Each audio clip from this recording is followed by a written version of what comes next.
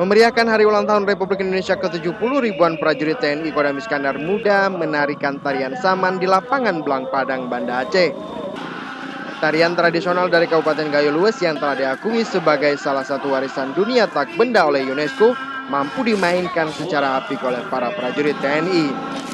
Pada saat bersamaan, prajurit TNI juga menampilkan tarian tradisional lain seperti tarian meusare-sare, tarian tarik pukat, dan tarian perang sabi. Penampilan prajurit TNI ini mampu menghibur masyarakat dan tamu undangan yang hadir pada peringatan Hari Kemerdekaan Indonesia di Banda Aceh. Dari Banda Aceh, Ferdian Majni melaporkan untuk Aceh Video.